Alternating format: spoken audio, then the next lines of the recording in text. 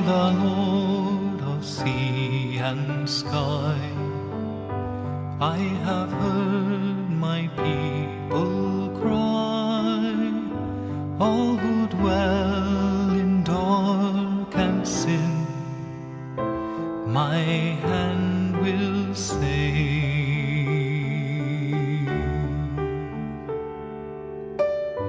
I who made the stars of night, I will make their darkness bright. Who will bear my light to them? Whom shall I send? Here I am, Lord. Is it I, Lord?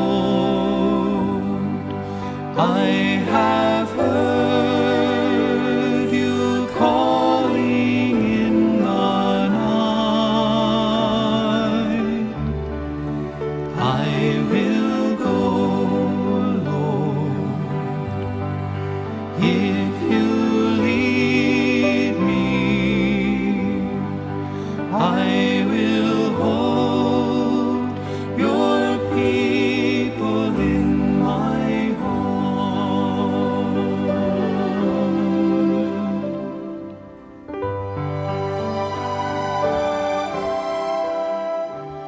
Good afternoon, ladies and gentlemen.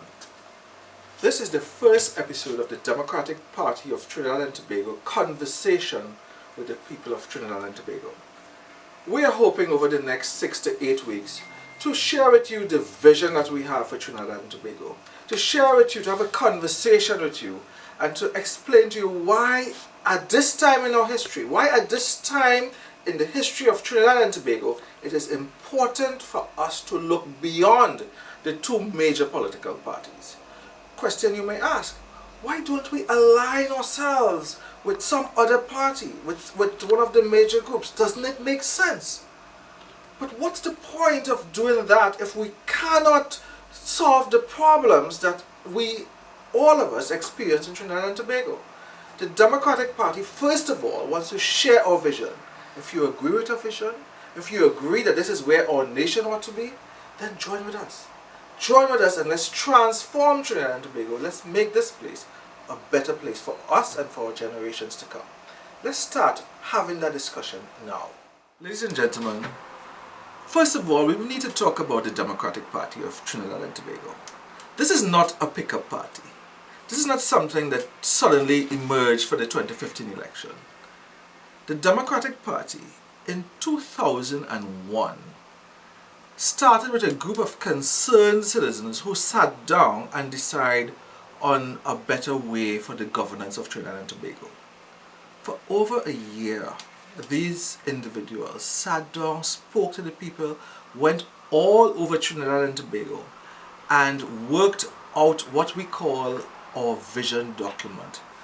This document called the Vision Statement for Trinidad and Tobago, came about after a year of hard work, a year of consultations.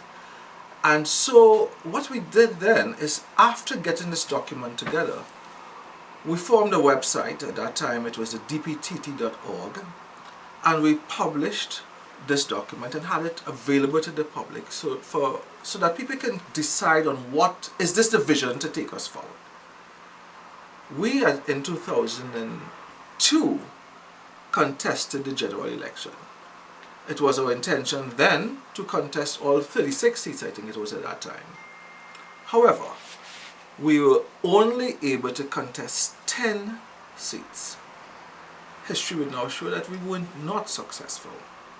In 2007, the Democratic Party shared its vision with the United National Congress, and we formed, together with them, the UNC Alliance.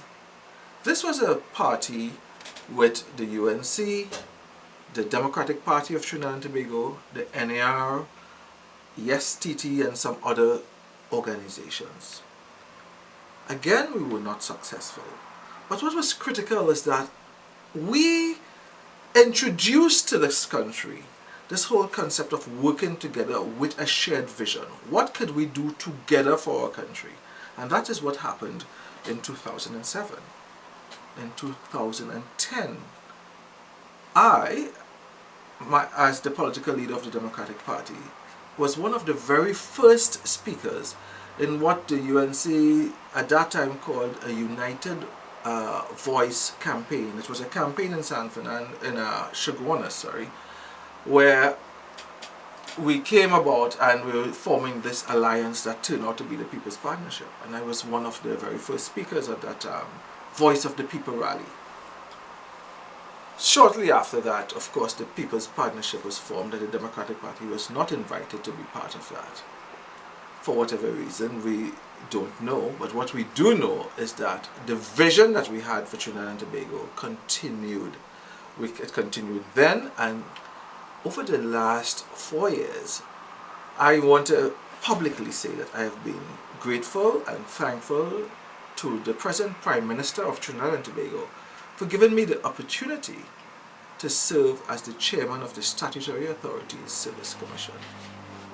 And so for that time, because the Statutory Authorities Service Commission is an apolitical organization, the Democratic Party took a rest. We did not get involved in any political activity because we wanted to serve. It was a learning experience for me as political leader and for the party members as well, because for me it was an opportunity to understand firsthand how government operates, how you arrive at certain things like cabinet notes and so on, but most importantly, it made me understand firsthand the plight of the public servant.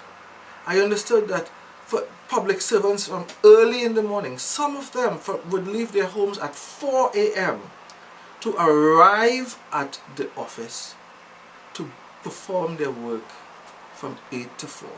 And then they would get home at 6 o'clock. For most of the time, almost 12 hours a day in some instances, people are away from their homes, all in an effort to serve the people of Trinidad and Tobago. At the end of the day, I had a tremendous love and appreciation for the public servants of Trinidad and Tobago. So for those last 4 years, the Democratic Party, for us it was a learning experience. But it also taught us a very important lesson. What it taught us is that alliances for the sake of alliances don't make sense. You cannot have an alliance just to win an election. So that our vision for Trinidad and Tobago, this vision that was the genesis, the nucleus of the Democratic Party of Trinidad and Tobago, that vision was cast away. And so we had to sit by over the last 4 or 5 years and see very little, if any, development in tourism. We see an escalation in crime. We've seen no strategic placing of Trinidad and Tobago in terms of the economy. We have not seen an improvement in our judiciary or prison system. And overall, we have seen the degradation of our parliament. We've seen where Trinidad and Tobago, over the last 5 years, while they have made progress in some infrastructure projects and water distribution and some road and maintenance projects, we have not seen, however, a strategic, planned, well-organized path towards development. And so we're saying that rather than simply go back into an alliance, we want to say to you, the people of Trinidad and Tobago, that we are in trouble today. And we have to get together, all of us, to take our country to where it ought to be. It can't be done by simply voting the Democratic Party of Trinidad and Tobago. That will not happen. We will vote the Democratic Party with your cooperation. Together we can do this. So it's a monumental task. It's not something that can happen easily, but it will happen, and it can happen and must happen if our children, if the generations to come, are to benefit from living and existing in this wonderful twin island of Trinidad and Tobago. So we're asking you to join with us, to talk to your neighbors, to talk to your friends, to talk to everyone you know and say, listen, we can do this together. What is this though? What is this that the Democratic Party is asking you to join in? What is this that we are saying that you should become part of? Ladies and gentlemen, that exciting vision of where we are and where we ought to be is what we are going to share with you right now. So let's talk, ladies and gentlemen, let's understand why it is important, why you must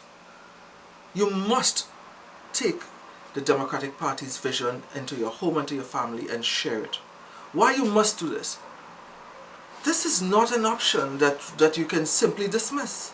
It's something that you must look at because the future of our nation depends on this. Let's talk about some simple things. Really simple things. Crime. Why is it? Why is it that after spending billions of dollars, we're talking about somewhere in the course of over the 5 years, $250 to $300 billion being spent in Trinidad and Tobago. Why is it that we can't have structured patrols in our communities? In other words, why is it that you can't see on a daily basis, 3 times, 4 times a day, a police car on patrol in your community so regularly that you almost know the name of the policeman on patrol? So regularly that you know that if something happens, within 10 to 15 minutes, that patrol car will be around. Why don't you have that sense of security? Why is it that you have to fear that if a bandit comes to your house, that there's a possibility that when you call the station, they would say, sorry, we have no vehicles? Why is it in this 20th century a simple thing like that can't happen?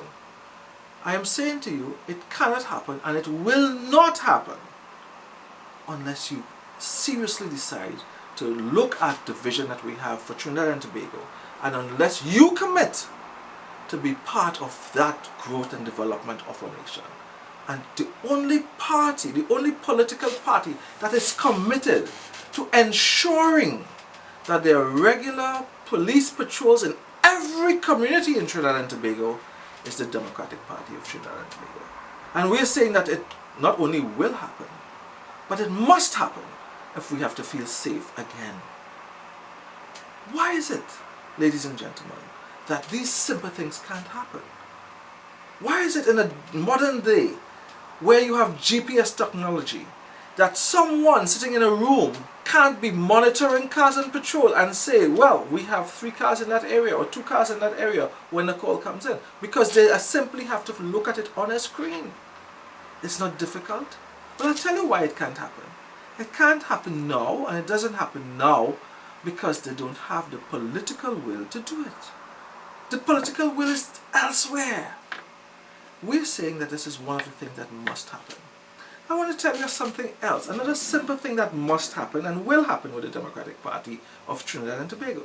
We have had the experience once when there was an earthquake, another time when there was a pending hurricane, and only recently when the police had some roadblocks on the highways, on some of our major highways. What it meant is that on those 3 occasions, Trinidad and Tobago came to a standstill. Worse yet, in the time of when there was the hurricane coming, people were told to leave their offices early so they can get home and prepare for a hurricane. There was one person who told me of an experience where they stood in their car for 2 hours around the Queen's Park Savannah. They could not move. Ladies and gentlemen, we cannot as a nation talk about a developed country unless we have an evacuation plan for our cities and towns. We have to be able to evacuate people out of this city of Port of Spain and San Fernando within hours, quickly. And I tell you something, you know and I know, everyone in Trinidad and Tobago know, it can't happen with cars driving down the highway. There are too many cars and too many people going in all opposite directions. The answer to our congestion and the answer to evacuating our cities must be a real system. It's a fact. It's something you know. And so any government that's serious about developing Trinidad and Tobago must seriously look at a rail system, a mass transit system that is not dependent on our nation roads.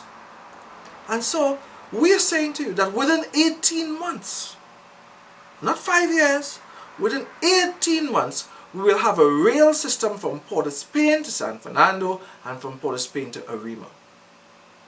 And I'm saying to you, in the next episodes, we are going to go into detail, not just to say this, but to say how it's going to happen. We're going to go through the mechanics, and you will understand that it's not a pie-in-the-sky dream. It's something that can happen in the 18 months. And one of the fantastic and exciting things is, it's not going to cost anything like the billions of dollars that you've heard about for Rapid Rail in terms of the estimates that we've had. So, think about this. You have crime under control, you have an evacuation system, but we've just beginning to excite you with the things that we at the Democratic Party of Trinidad and Tobago are going to do. You can't build this nation without money.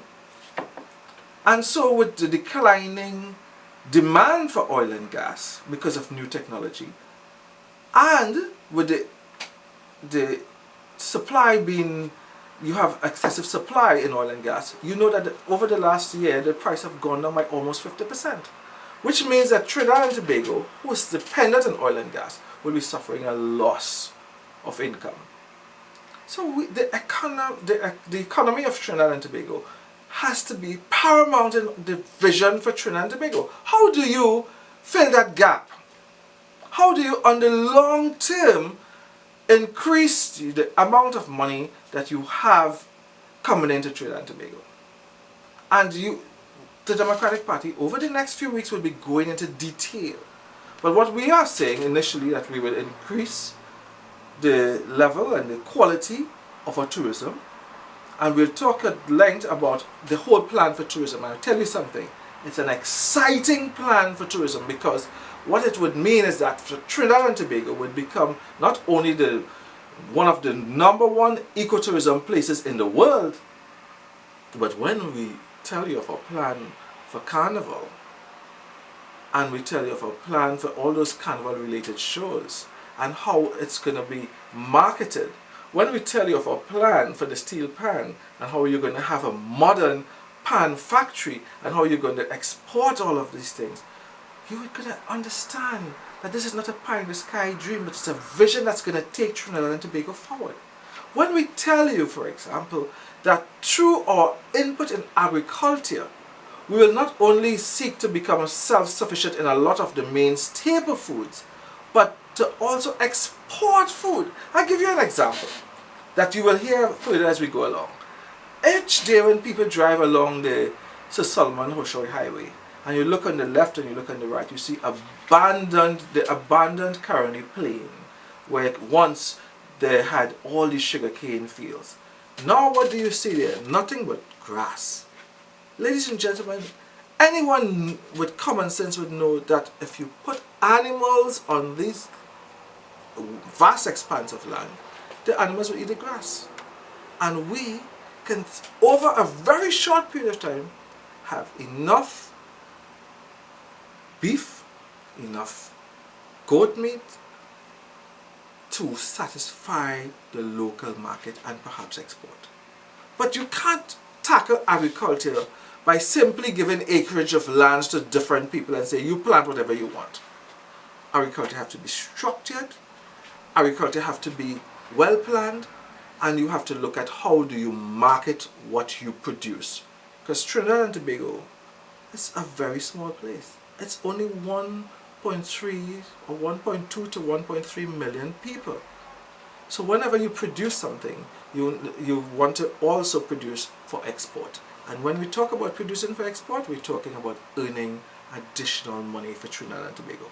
All of that, all of those exciting things we will explain as we go along.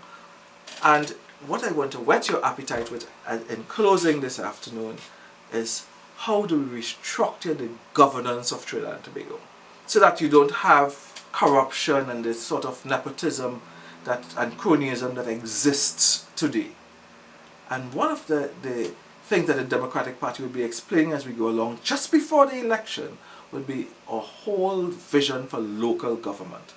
We're saying to you that if you live in Siparia, if you live in Moruga, if you live in Toko and Matlot, if you live in Rio Claro and Mayaro, you don't have to come to Port of Spain to pay your taxes, to get a passport, to get a driver's license. All of those services you'll be able to get within your community. But more than that, we are going to be spending money and time in developing every community in Trinidad and Tobago so that they not only provide services to the people, but they also would become little economic hubs where people no longer have to get up 4 o'clock and 5 o'clock in the morning to come to Port of Spain to get a job. They can go in their community and be a public servant in their community, working right at home. So in restructuring our communities, you're going to have fire stations in every community. You're going to have a police patrol and police control. You're going to have electronic surveillance so that people can have cameras in their communities that they can know what's happening in their community. You're going to have beaches. In communities where you have beaches, the beaches are not only going to be cleaned, but the beaches are going to have changing rooms where families can go and change, and toilet facilities so that they don't have to go and hide behind the cars as you see today. Oh, and most important, when you get into your communities, they're going to be beautifully well kept and well maintained. Just maintaining your communities alone would create employment for a lot of people. So it's an exciting time. It's an exciting time for Trinidad and Tobago. It's an exciting time for our nation. And it's an exciting time for you.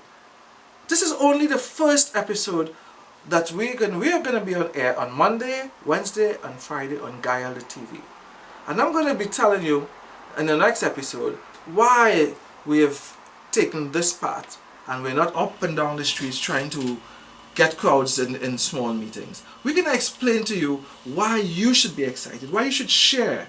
Call someone, get and say, listen, at this time right now as on television, you can either decide to look at Crime Watch and the other station where they talk about crime again and be so saddened by what's happening in our country, or you can turn those stations off and turn on to something that provides you with hope for tomorrow. Something that excites you, that says, you know what, Trinidad and Tobago, it's not that bad. It's not that bad. It's rather than that, it's exciting. I can now live and know that to my children and my children's children would live in a nation that's well planned, that's well structured. It's a beautiful land that they can tomorrow look forward to a brighter future. That is what we are saying to you, that we are proposing. And I'm asking you now, the Democratic Party is asking you for 40 persons to join with us. Join with us, 40 persons, to go up in your communities so that every community will be represented at the next general election with the Democratic Party of Trinidad, the DPTT, our symbol, the hibiscus, and the hummingbird. And thank you, and look forward to our next episode. Until then, until our next episode, this is Steve Alvarez, the political leader of the Democratic Party of Trinidad and Tobago, asking you to share the word, talk to people, and join with us for the next episode of the DPTT Speaks. Thank you. In the evening,